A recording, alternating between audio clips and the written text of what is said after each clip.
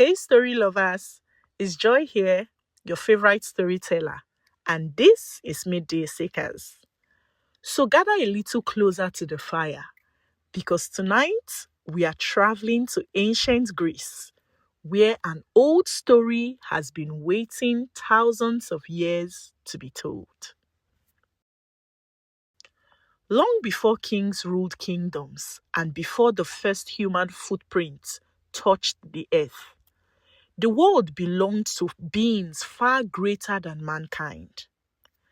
There was Gaia, the Earth Mother, whose body formed the mountains, valleys, forests, and fertile plains.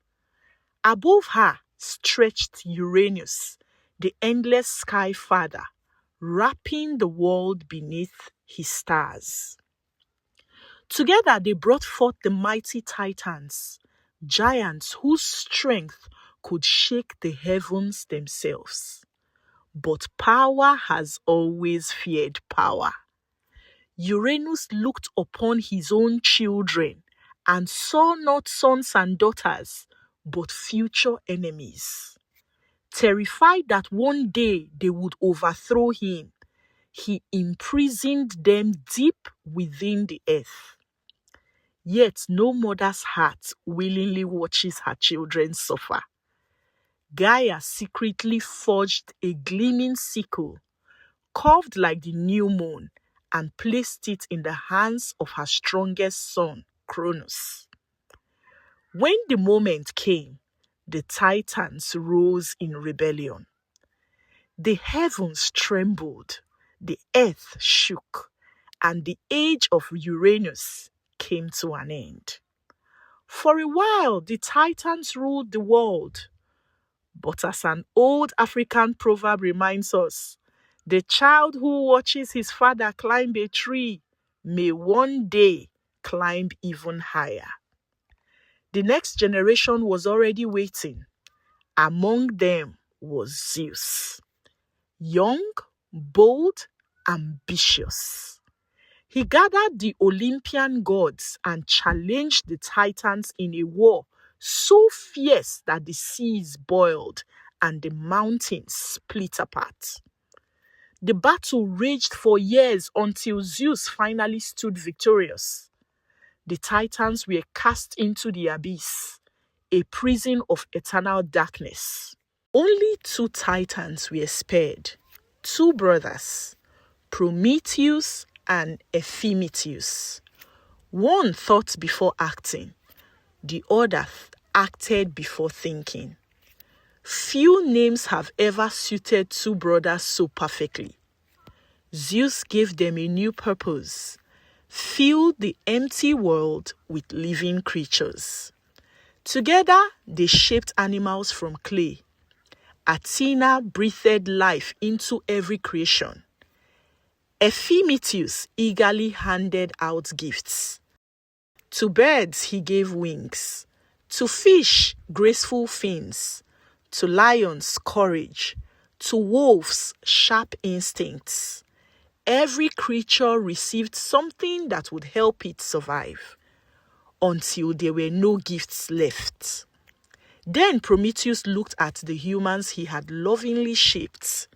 They had no claws, no fur, no speed, no horns, no powerful teeth. Compared to every other creature, they seemed hopelessly weak. But Prometheus saw something no one else could. He did not want humans to rule through strength. He wanted them to rule through wisdom. He dreamed of a world where tiny, fragile humans could build cities, write songs, discover medicine, tell stories, and reach for the stars. There was only one gift capable of awakening such greatness: fire. Not merely the fire that warms cold hands, but the fire of knowledge, the fire of imagination, the fire of invention, the fire that burns inside every curious heart. Yet Zeus had forbidden it. Divine fire belonged only to the gods. To share it with mortals was unthinkable. But compassion can sometimes be stronger than obedience. One silent night, Prometheus climbed Mount Olympus. He carefully hid a glowing ember inside a hollow reed. Then he slipped unnoticed back down to the mountain. By sunrise, humanity possessed fire. Darkness gave way to light. Cold caves became warm homes. Stone became metal. Food became nourishment. Ideas became inventions. But high above the clouds, Zeus saw smoke rising from the earth. His face darkened. His voice rolled across the heavens like thunder. Someone had stolen the fire of the gods, and someone would pay for it. The joy of humanity did not last. Far above the clouds, seated upon his golden throne, Zeus watched thin trails of smoke rise from the earth. At first they looked harmless, but as the days passed, the smoke grew thicker. Humans were no longer shivering in darkness. They had learned to cook their food. They forged tools from metals. They lit the night with blazing fires. They were building. They were inventing. They were beginning to resemble the gods themselves. Zeus needed no one to tell him what had happened. Only one being loved humanity enough to defy the heavens: Prometheus. The king of Olympus summoned him without delay. Prometheus stood before the throne without trembling. His face carried neither fear nor regret. Zeus's voice thundered the halls of Olympus. "You have stolen what belonged only to the gods." Prometheus remained silent. For his defiance, Zeus ordered that Prometheus be chained high upon a lonely cliff where neither friend nor family could reach him. There he would endure scorching heat beneath the blazing sun, freezing winds through the endless nights, and storms that crashed against the mountains. Yet, even as Prometheus suffered, his thoughts remained with humanity. His sacrifice had given them a future, but Zeus was not finished. If Prometheus loved humans so deeply, then humanity itself would bear the weight of his rebellion. He summoned Hephaestus, the divine craftsman, whose hammer could shape wonders from earth, fire, and metal. From rich clay mixed with cool sea water, Hephaestus carefully formed the figure of a woman. She was unlike anything creation had ever seen. One by one, the Olympian gods gathered around her. Athena breathed into her a brilliant and curious mind. Aphrodite wrapped her in a breathtaking beauty that could soften even the hardest heart. Hera clothed her in garments worthy of a queen and adorned her with glittering jewels.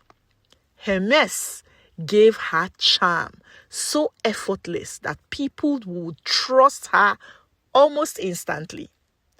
Every god offered something precious.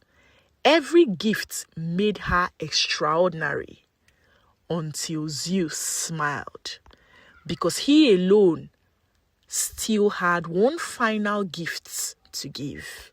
Then Zeus looked upon her and said, "Her name shall be Pandora, the one who has received every gift." Finally, Zeus placed into her hands a large sealed jar. Its surface gleamed in the light of Olympus.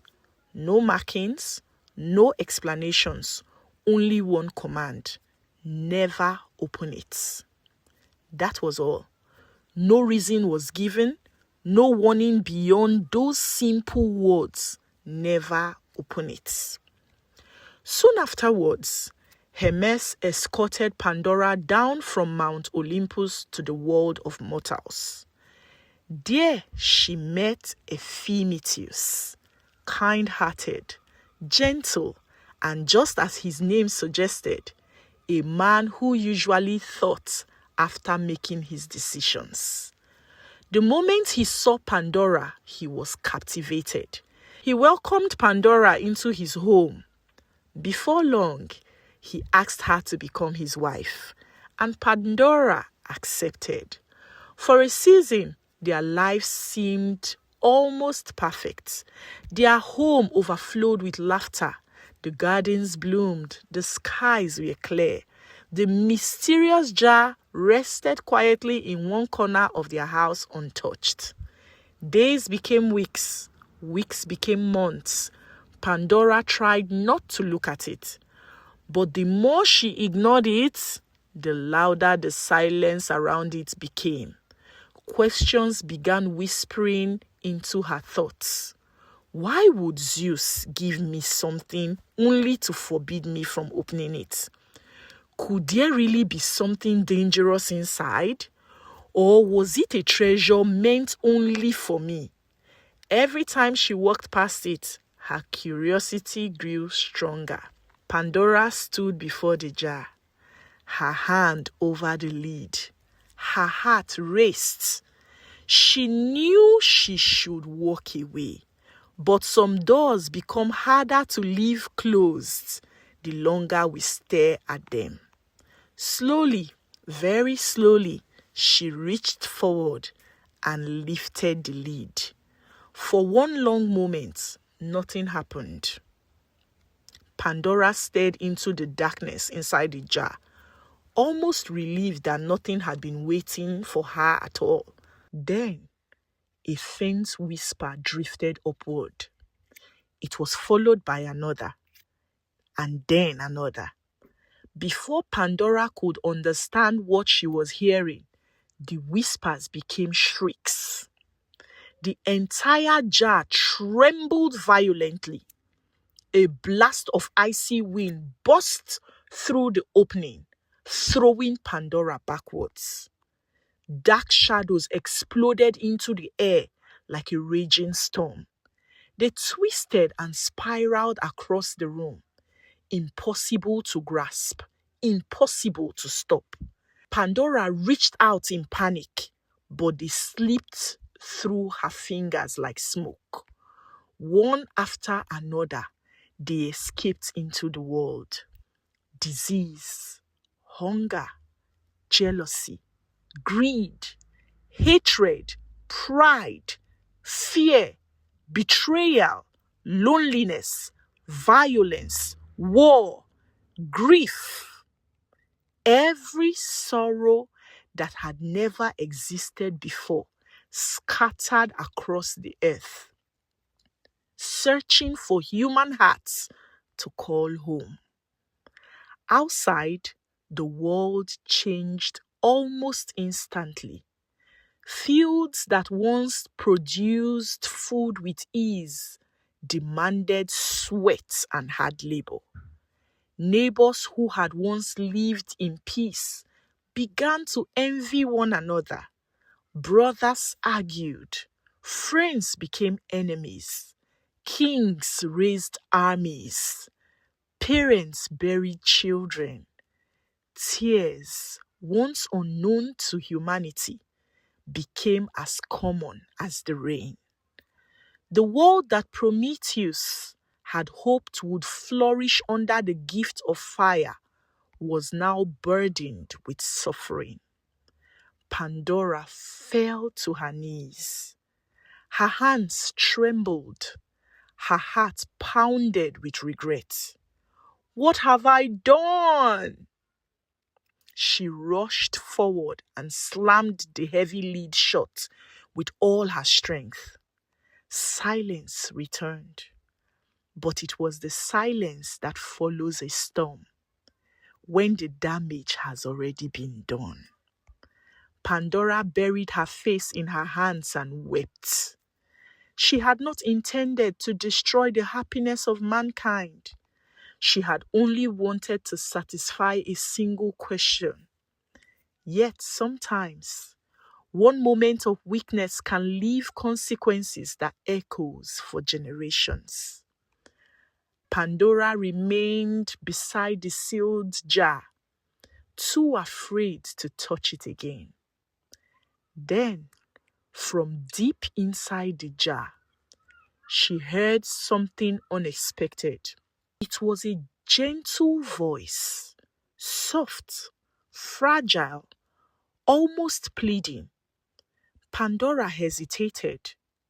Had another curse been left behind? Or was this something different? Slowly, very slowly, she lifted the lid once more. This time, no violent storm burst forth. Instead, a warm golden light rose gently into the air. It floated upwards like the first sunrise after a long night.